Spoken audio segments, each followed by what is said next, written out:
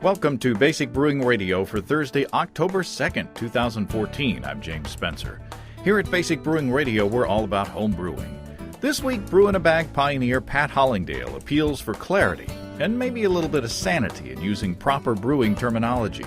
Pat believes we can communicate better as brewers if we are all using common terms. If you're new to home brewing or would like to get into the hobby for the first time, check out our website, basicbrewing.com, where you can find archives of our audio and video podcasts and our DVDs to walk you through basic and more advanced brewing techniques. You can follow me on Twitter. My username is Basic Brewing, all one word. Our show page on Facebook is at facebook.com/basicbrewing. We're also on the Google Plus as well. Thanks again to everybody clicking on the Amazon.com associate link on our basicbrewing.com site. You know how it works. Whenever you have an itch to be shopping on Amazon, go to basicbrewing.com first. Click on our ad on the right-hand side of the page, and it will take you to Amazon, where you will have the same experience as always on Amazon.com. The only difference is that you'll be helping us to bring you this show, and we greatly appreciate your support. We also have associate links for Brew Your Own Magazine and the American Homebrewers Association on our site as well. You can find our Basic Brewing iPhone app on iTunes, our Android app on Amazon.com. We have a Windows phone app as well.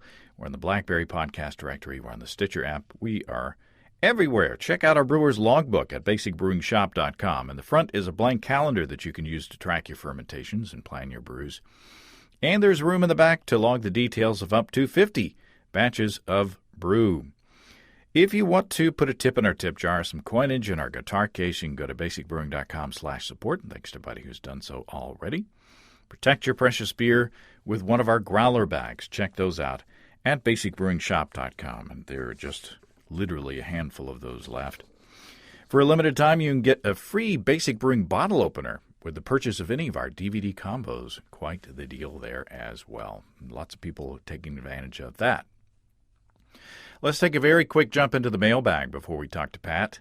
This past week, I asked for suggestions on using habaneros in homebrew without getting searing results, without blowing your palate away. And Kyle, not sure where Kyle is, writes in with this advice.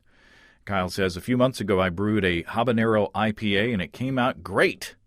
I kegged the beer and added the peppers directly to the keg. I started with 2 habaneros deseeded to a 5-gallon batch. I eventually added 3 more peppers, including the seeds, one at a time until it reached the desired hotness. It was one of the best beers I've ever made. Adding the peppers directly to the keg allows you to titrate the exact level of heat desired. So we start off with deseeded peppers and then stepped up the heat. So I guess that Kyle may have the same pepper tolerance that I do. That it seems like a lot of habaneros for a 5-gallon batch, but if it works, it works. I appreciate that. Now, if I can add one more piece of advice to Kyle's advice, and I'm borrowing this advice from Chris Colby of beerandwinejournal.com. When you're adding something like peppers to the keg in order to get more control over the process, in the past I have attached or added those ingredients into a hop sack and then put sanitized glass marbles in the hop sack to weigh it down to make sure it sinks. And then here's Chris Colby's advice. Attach the sack to unwaxed, unflavored dental floss to dangle it from. And you put the dental floss comes out of the top, and it'll the seal will still work on the keg. That way, if your beer starts to get too hot or too flavorful with those ingredients, you can open up the keg and fish those peppers back out using that dental floss. So I've done that in the past. Well, since we played around with hot peppers on Basic Brewing Video, I've been using them a lot in cooking, and I've been amazed at how the heat of the peppers can remain on your hands, even though I scrub the hands with soap and water. And I know this because if you want to test whether there's any capsaicin left on your hand, wipe your eye. And that will give you an immediate indication on whether there's any of the hot pepper stuff left on your hand. And I tell you, it takes, if I had any sense, I'd wear gloves, but I don't. Okay, Pat Hollingdale and I have been corresponding via email about proper brewing terminology, and I think it's a good time to open the discussion up to a wider audience, namely y'all. There are certain terms that get used a lot by brewers, and different brewers may use them in different ways. Why does this matter?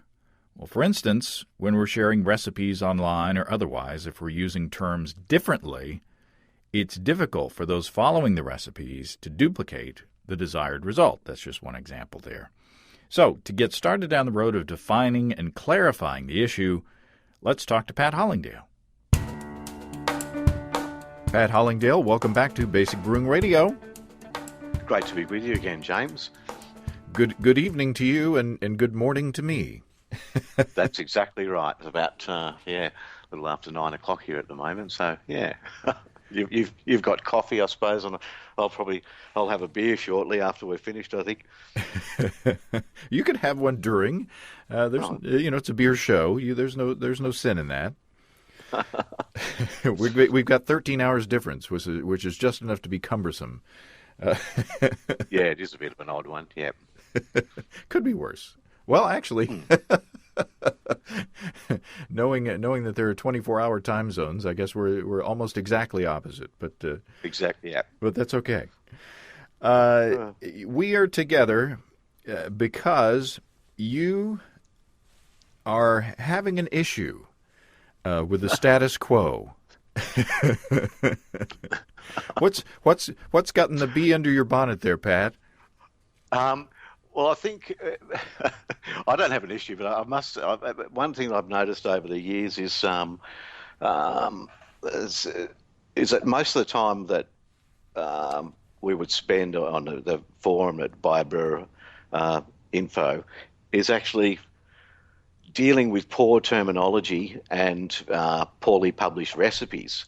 And there just seems to be a real lack of a standard of a language to use from one brewer to the next. And it just chews up so much time, and it's very confusing for the new brewer.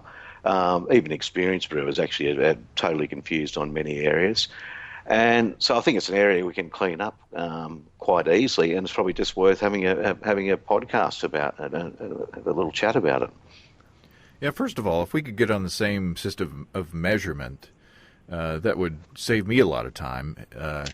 If you guys could just abandon that metric system, okay, and come back over to quarts and gallons and Fahrenheit, then that would help me out a lot.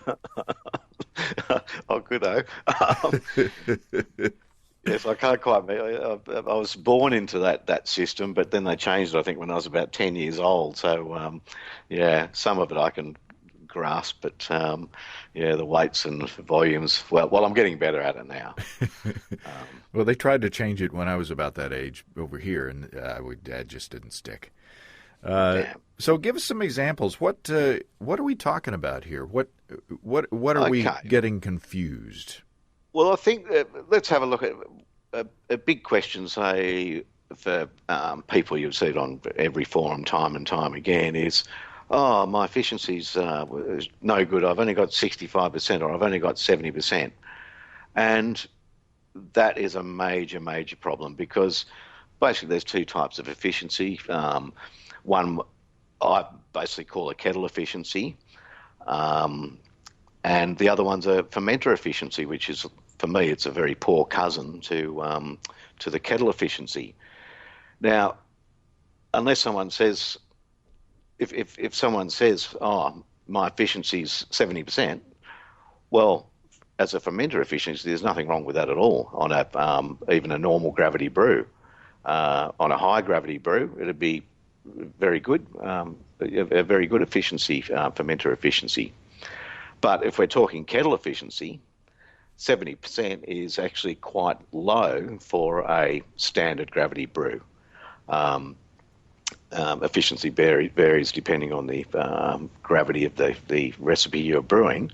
But so basically we have a whole lot of people that think they've got a problem when they don't have a problem. And there's no, basically the word efficiency means nothing unless it's qualified as being a kettle efficiency or a fermenter efficiency. So for those So for those not familiar, define each of those. How do you get kettle efficiency and how do you get fermenter efficiency? okay, so a kettle efficiency is basically anything taken during the boil. So, and efficiency figures basically come from getting a set of or getting a volume measurement, a gravity measurement, adjusting that for temperature, and in theory, your efficiency during the boil won't change because as your gravity goes, as your boil progresses, your volume goes down due to the evaporation loss, and therefore your sugars in the brew become more concentrated. In other words, your gravity goes up. So, kettle efficiency can be measured any time during the boil.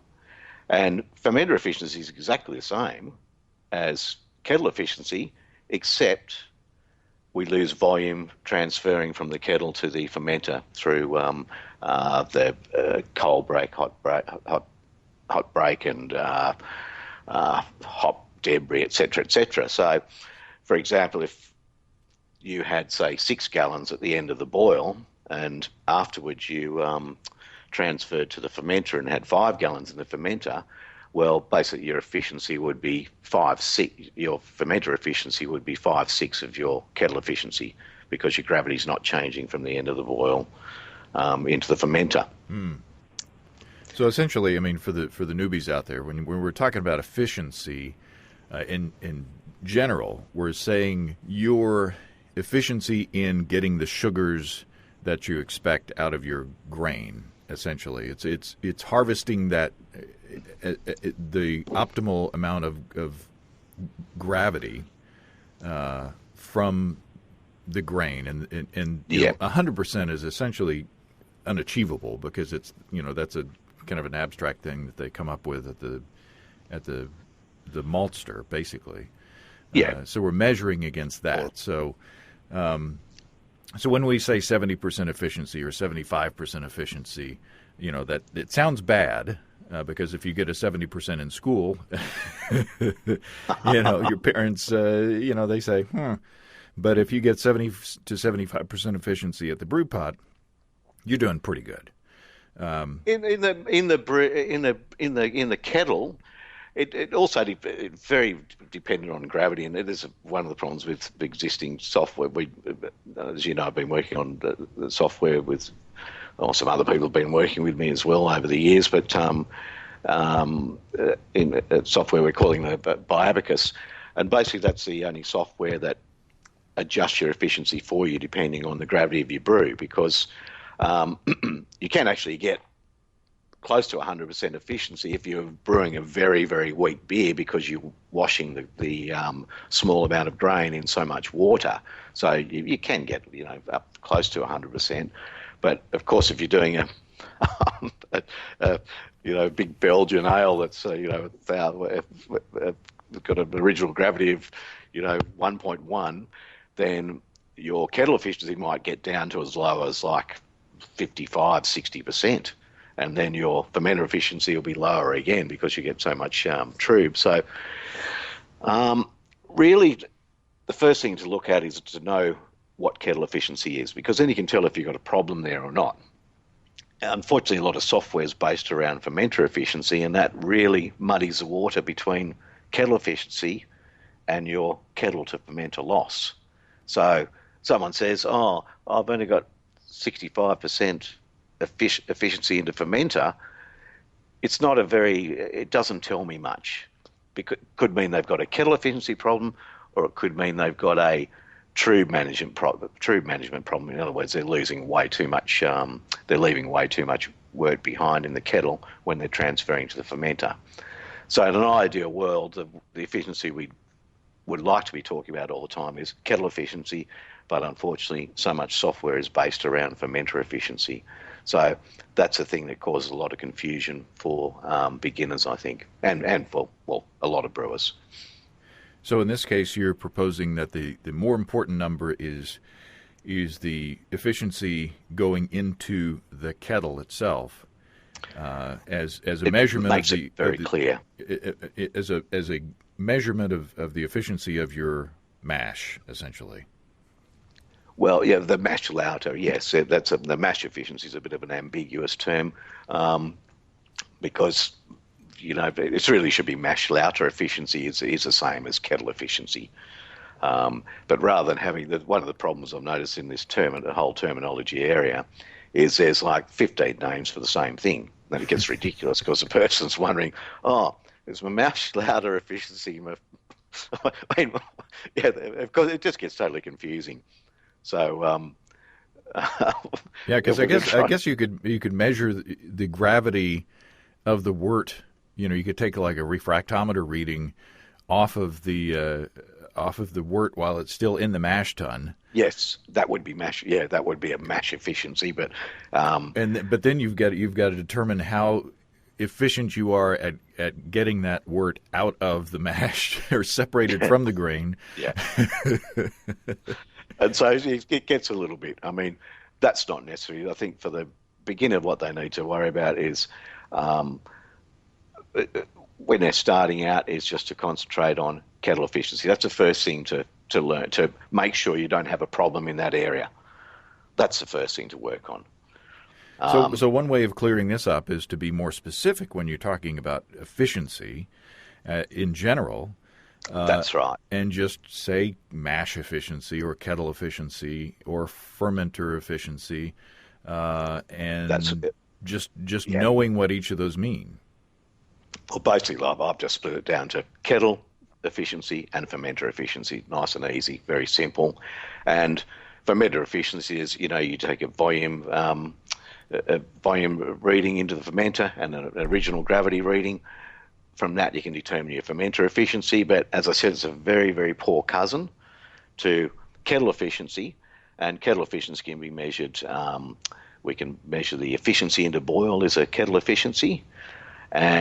But very hard to measure these things when the wort's up around boiling point, and very hard to get accurate measurements. So that people shouldn't be expecting to, have their. If they take a kettle efficiency at the beginning of the boil, they shouldn't expect it to necessarily exactly match what they get at the end of the boil, because these things are extremely hard to measure. But the most important measurement really is basically if a brewer can measure their volume into fermenter plus their kettle to fermenter loss, then we can work out everything from that, basically. We can work out, if they've got a true management problem or if they've got a kettle efficiency problem. So they're the important things to measure is, fermenter volume plus kettle to fermenter loss. And if you add those two things together, then that you're getting to the volume, like the end of boil volume. And that's really the whole centre of the brew when we're talking about numbers. The end of boil volume is, that's where it's all at. Because after that, your hop bitterness really doesn't change. I mean, it does to a certain extent, but also your gravity's fixed. Nothing's going to change with your gravity.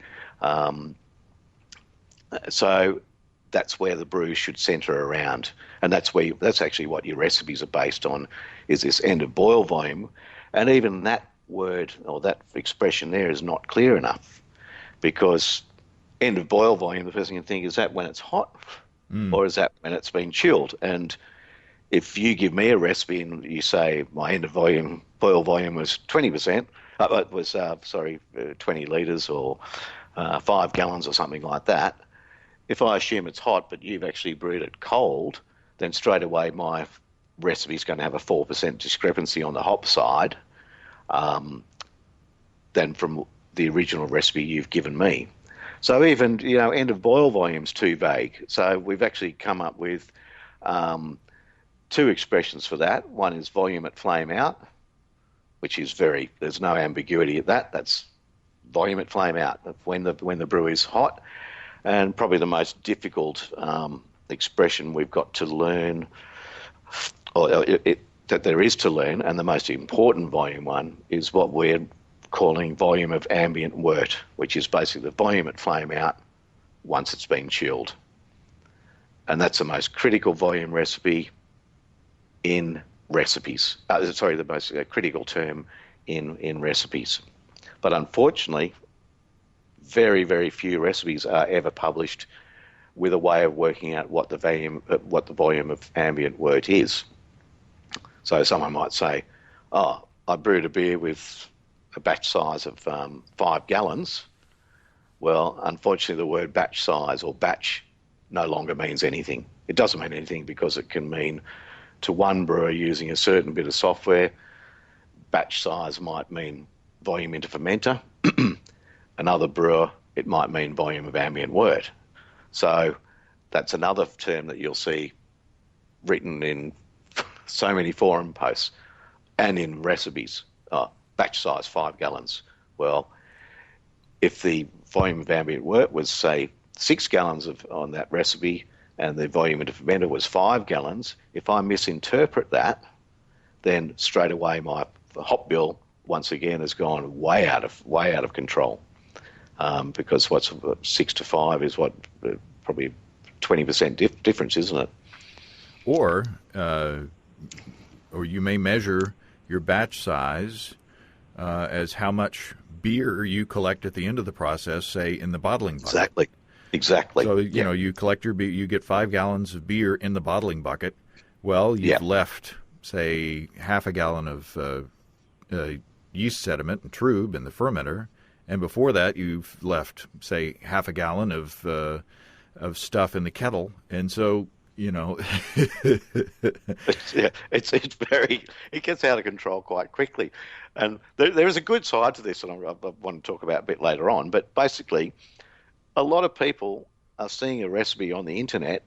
They're thinking they're copying it, and they're actually not getting. They're not actually anywhere near close to the original recipe.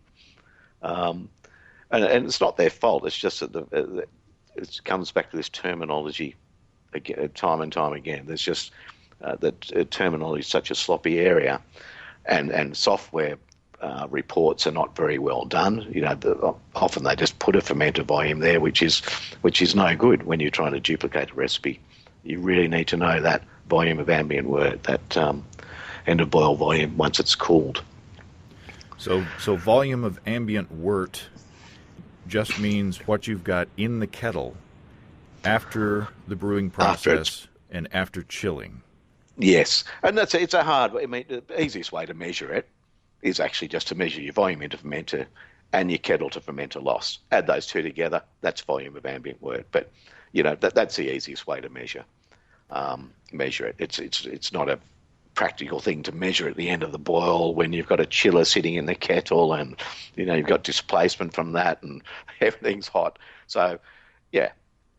What I do is I use a sanitized plastic spoon with volume markings on it, like a dipstick essentially. And after the wort is chilled, after the fermenter the chiller is taken out, I take the dipstick, the sanitized plastic spoon, and I stick it in the brew pot, and that is my that's my volume. That's my batch size essentially. So if you've got a kettle with a sight glass, or a measuring device on it, or if you've got markings inside the kettle itself, it'd be easier to do it that way as well. Yeah. I mean, and that works well if people are no chilling, or if they've got a plate chiller or a counterflow chiller. Immersion chiller, sometimes they can displace a fair bit, but depending on the type. But the way I do it is just measure the volume into fermenter, and then after I've done my transfer, then I just usually tip all the junk out from the kettle into about a gallon jug, and just see what it comes out there. And so that might be, say, 3 litres. I might have 20 litres in the fermenter, so 23 litres is my volume of ambient wort, and that's what my recipe hinges on. So that same recipe, if one person could refer to that as a 23-liter batch, and then another person brewing that same recipe could, if they get 19 liters in the bottling bucket, Yeah. they It's a could call 19-litre batch. yeah. Yeah. So Or it's a 17-litre batch when they package, or it's just yeah. So that's the first word that needs to get banned. Batch, just ban the word batch size because it just means nothing. And the answer, the solution to that is very easy. You just have the simple terms like volume into packaging, which you can shorten down to 3 letters, VIP. VIF is volume into fermenter. And same thing, volume into kettle at the beginning of the boil. And we've got that volume and flame out we talked about, and volume of ambient wort. So we've actually come up with a whole 3-letter system that's very quick to learn, and it's totally unambiguous. But yeah, definitely batch size is one thing that's got to go. And the word efficiency on its own has got to go as well. It's got to be kettle efficiency or fermenter efficiency, or efficiency into kettle or efficiency into fermenter, something that actually qualifies what the person's means. I've got rid of those. So they're probably the biggest culprits, actually, in the world of terminology, just those 2 things, efficiency and batch size. But there's others. On our on our brewer's logbook, we have slots for up at the top it says batch size, which for me, yeah, which for me says, that's when I put the dipstick in the chilled wort with the chiller out of there. To me, that is my batch size. So that's that's the number that I write up at the top. Okay. We also have spaces on there for pre-boil volume. Yeah. And which is pre-boil, an easy one. That's not ambiguous. That's nice and clear. Pre-boil volume. And pre-boil gravity as well. Yeah. So they're nice and easy terms. There's nothing wrong with those at all. So that's pretty specific, and I think John Palmer actually suggested that we do that. So thanks to John, for adding some more specificity. I need more coffee. Come on, it's morning there. I know, that's my problem. Yeah, we actually started with pre-boil. We've been working on this whole terminology thing, I think, for about 3 years now. It's only just come together. You wouldn't believe how much work's gone into it. But we actually started with pre-boil volume, but we wanted to get everything down to 3 letters because just to make it quick to communicate. And the problem is we had pre-boil volume and post-boil volume, so both of them became PBV, so we got rid of that and changed the volume into kettle and volume at flame out. So, yes. Well, the post-boil volume was, anyway, that took a long time to come up with anything for those ones. But and then you've got post-boil volume hot and post-boil volume cold. That's exactly how we got volume flame out and volume of ambient wort. The volume of ambient wort, unfortunately, it's not a very catchy name because it is the most important volume figure, but it's the best we've been able to come up with. So there's another one that as listeners to the podcast know, the one that is one of my pet peeves is IBUs. I'm hanging up now. I'll try not to get on my soapbox too much. Oh no, I'm with you on that. I'm totally with you on that. But this. Yeah, I'm almost on the verge of throwing away the term IBUs at least in the home brewing scale, because first of all, you've got anticipated IBUs, which is something that you've come up with a formula, and then you've got actual IBUs, which is something that most home brewers will never know.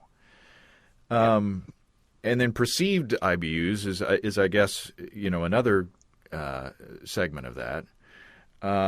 But just on the anticipated IBU front, we've got 5 or 6 formulas that people are using, and then depending on what software you use, it's absolutely crazy. So it's so confusing that the term IBU on the homebrew scale is meaningless. Yeah. And it seems like to me that there was an old term, HBU, homebrew bitterness units, I think is what it was. And it was essentially based on the alpha acid percentage of the hops, as you put them in in bittering at the beginning of the boil. Yes. Times of weight. And, it seems to me that especially late hop addition hops, they contribute, significantly less to the bitterness. So it seems like to me that the HBU thing of which is basically multiplying, if you'll help me remember, multiplying the ounces by the alpha acid unit. Right. It's a home brewing unit. Yeah, the HBU, and that's quite good. I mean, that's non-ambiguous. Yeah. As long as the person is once again has explained to you what their volume of ambient wort is. Otherwise, because all your bitterness hinges around that volume, and so as long as they've got that clear, then the HBUs will work fine. And so HBUs for a 5-gallon batch is not the same for HBUs for a 10-gallon batch, or you would have to specify the volume of the. Well, put it this way: let's say that you're good at. Let's say that we both end up with 6 gallons in our kettle at the end of the boil once it's chilled, both of us. But let's say you're a bit better at true management than myself. Maybe you use a hop sock or you do a whirlpool or something like that. You only lose, say, half a gallon into the kettle, whereas I lose a whole gallon. So you've got 5.5 gallons into the fermenter. I've only got 5 gallons. But we need to be using the same amount of hops, you and I. Yeah. Yeah, so that's the issue. Now, if I tell everyone that I did if you and I both go and publish the same recipe, and you say it's a 5.5 gallon batch, and I say it's a 5-gallon batch, well, straight away we haven't given people the critical volume number. They just need to know the 6 gallons. The way you and I manage hops, manage our hops at the end of the boil, that's a personal thing. It's got nothing to do with the recipe itself.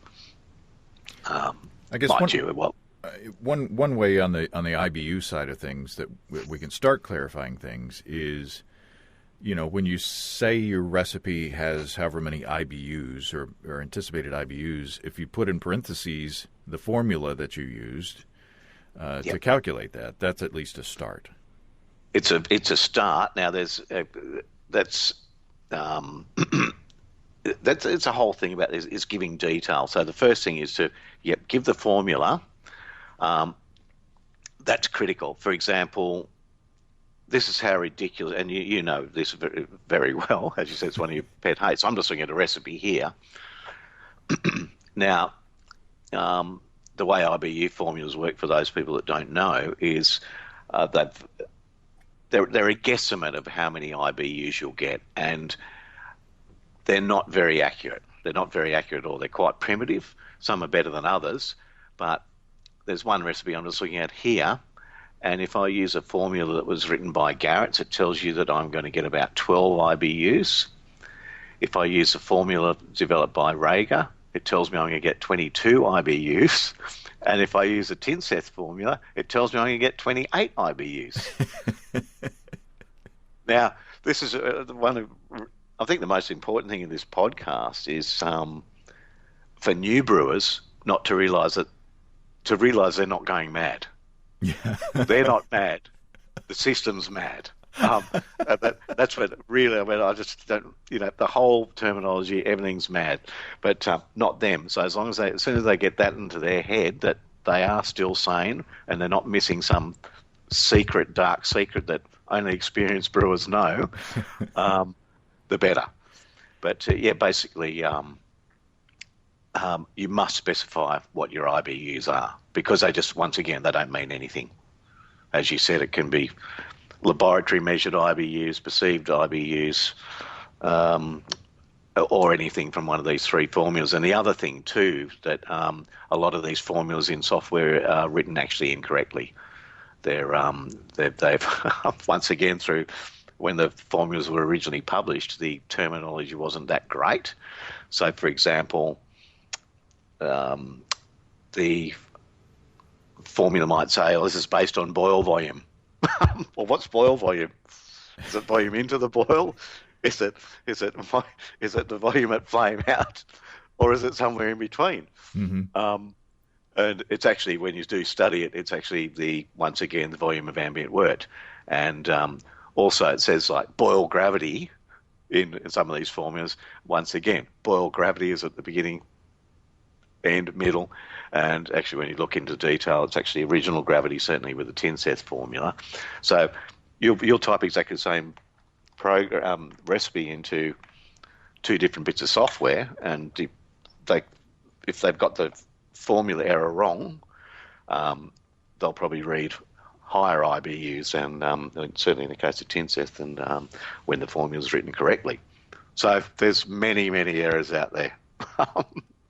So again, one way to help this out is to be specific in Yes. like when you're publishing recipe somewhere, the type of hop, the weight of the hop, and then the alpha acid percentage of the hop. Definitely, that is so important. And there's when I want to put out the BIAB in probably about 4 weeks, and I remember about it. I think it was a year ago. And I thought, I better just get some recipes. I'll just put a few recipes together and just have a little look on the net for some what we call high integrity recipes. In other words, high integrity recipe is something that has enough information for you to copy it correctly. Doesn't mean it'll be a great recipe, but it means the numbers at least you can copy. And I searched for a couple of hours and actually couldn't find any recipes that were published with enough information to copy them correctly. They mainly missed things like the volume of ambient wort. They missed things like the alpha acid of the hops, which is critical. I was speaking to a supplier the other day, and I think it's Hallertau. In Germany, and they were saying that this year's crop, there's one Hallertau from Germany coming out at about like 2.5% IBUs, and the other ones are coming out at 8%. Wow. So I've never heard of such a massive discrepancy. So there you go. We've got Hallertau. One's 4 times stronger, and if you've given me a recipe and said, "Oh, I just chucked in 4 ounces of Hallertau," and I go and copy that recipe 3 years later, well, I might end up making that thing like 4 times more bitter than what you actually brewed it. Yeah, I mean, and that's where the HBU thing can be helpful. Yes, because it forces people to put the 8%. Yeah. That's it. And again, I mean, all this is sort of relative because, I mean, if you've been brewing for a while and you've got your feet on the ground, you kind of know what is what, and you know how your recipes turn out if you put in this much, this many hops at this time. Yeah. You kind of get a feel of what the recipe is going to be like because you know your system. But if you try to develop a common language. And you are trying to, duplicate the results from somebody else's brew house, that's where the issue arises. Yep. Yep. That's, this whole thing is just, being able to talk from one brewer to the next clearly. So, for example, in the BIAB, I've put it's only a 4-line section, on the chilling section, but it says, what did you use to chill? Did you use an immersion chiller? Did you use a no chill? Did you use a counterflow chiller? And when did you turn it on? Because that sort of information is a lot more important when you're copying a recipe than some vague IBU number that someone's given you. Mm-hmm. Yeah. So it's all about, putting detail in, and people shouldn't be scared to put in detail. And I think the other thing too that's important is what you were saying a minute ago about, you get a feel for things, etc., etc. I think some people learn by learning how to brew with numbers. It makes them feel confident. I definitely would have been like that myself. So it's a great, numbers are very great, good tools for getting you started, and they're great tools for communicating to other people, numbers and good terminology.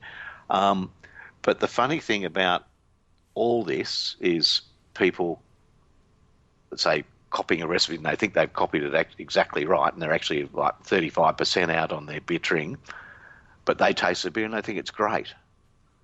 And it will be great. And so that's the other side of the coin, is not to be too worried about the numbers, if that makes sense. Well, sure. Once you, Steve likes to say, if you fiddle with a recipe, you're still going to come out with beer. It may be different from what you want, but unless you have something that's horribly contaminated or something like that, you're still going to you're still going to probably come out with some tasty beer. It just may not be what you were expecting exactly. Yeah. And that's the other thing. If you've got a good, what I call a robust recipe, so we've got a high integrity recipe, means you can copy it. It's got enough information to copy it well. Robust means that you can muck it up a lot and you're still going to get good beer. And there's lots of recipes out there that are like that. So that's the other important thing, is that, if you start with a good recipe, you can muck it up, put in 30% too many hops or 30% in too few hops or whatever, and you're still going to get a great beer. So where if people want to engage in this conversation, where can they go? We've got there's a thread on BIAB info. It's a sticky thread. It's definitely in the new members section. It's just called Clear Brewing Terminology. That should help people who have been scratching their head thinking, am I going mad? That will certainly help them out. And I've got a little program here called, Phrase Express. And you imagine, I spend a lot of time writing, and you imagine how it drives me mad. I always type in everything longhand. So if I'm typing in volume into fermenter, I'll type it out in full and then put in brackets VIF, so the new person understands what I'm talking about. But I found a little program that you can actually type in VIF and just press a little another key button, and it'll just fill the whole phrase out for you. So I'll add that to that clear. I'll add, and you can actually save it as a file that someone else can import and they can use it. So I'll add that to that Clear Brewing Terminology thread. So that's BIAB. Yeah, single B, one B. BIABREWER.info. So that's so I guess you could say BIA Brewer .info. Yes, if we could turn back the clock. But anyway, I should have called it. I've worked out a good name for that the other day, because BIAB should be full volume brewing, and I've worked out a good 3-letter name, or SMS brewing. Simultaneous mash and sparge brewing. That's what I should have called it. But too late now. So, and for newbies, BIAB is brew in a bag. That's right. And hopefully, sort of the older, more experienced brewers will hopefully help the new brewers out by, when they are conveying a recipe, just take that little bit of extra time to let the person know what the end of boil volume was once it was chilled, that volume of ambient wood, and stop using words like batch size and efficiency. And then, certainly save a lot of time on my end. So we actually have a thread on BIAB Brewers. It's in the same place as in the new members thread, and it says, use this thread to convert recipes to suit your equipment. Now that's there's like nearly 2,000 answers there, and they're very. It's just a read of any part of that thread will show you a lot of what we've been talking about, explaining the confusion of like Garrett's and Rager and Tinseth formulas and things like that. And yeah, so that's definitely probably the most time-consuming thread of that whole forum. And it's the only forum that actually takes it on. I think we're the only ones that will answer those questions. I think we're all a bit mad. Anyone else goes, oh, no, I think I'll just run away from that question. But yeah. So maybe this is the start of a wider conversation, and so maybe we can start to sort of be more specific. And I'm as guilty as anybody, especially like on the video podcast. Yeah, it's hard, isn't it? Yeah. But it's.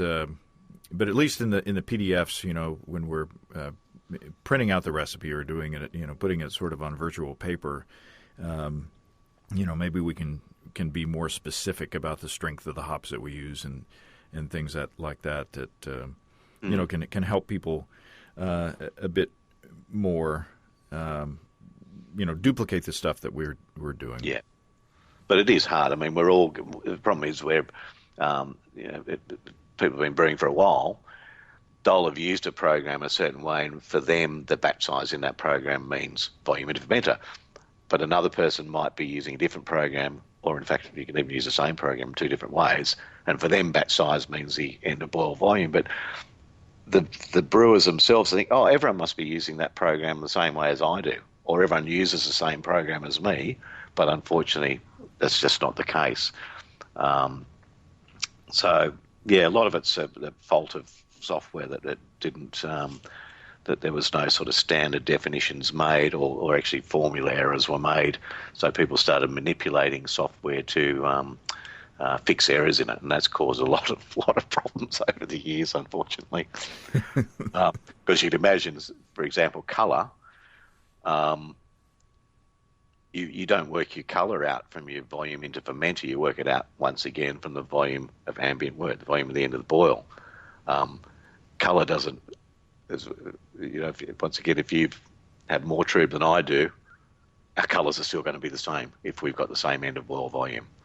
So, but a lot of software was working on volume into fermenter to work their colouring out. So, yes, there's a bit of history there. That we're all paying the price for.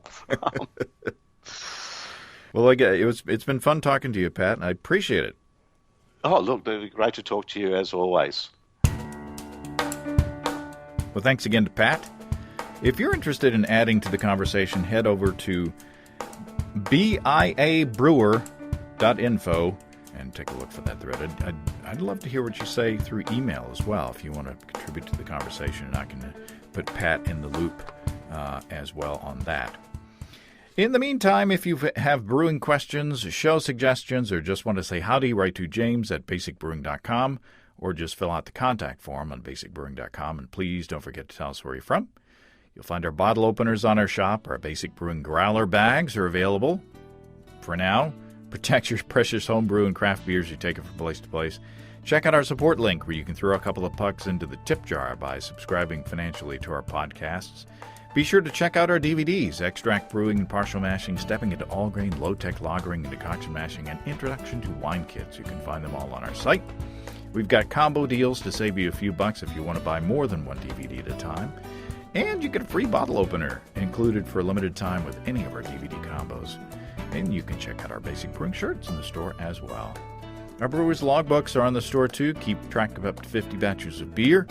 You can see a listing of the fine folks across the country who sell our DVDs on basicbrewing.com. And if there isn't a vendor in your area, you can order them online in our online shop at basicbrewingshop.com.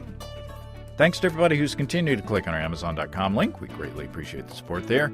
Our featured products this week that were purchased through the link are The Day I Swapped My Dad for 2 Goldfish and Red Wing Heritage Men's 6-inch Iron Ranger Boot.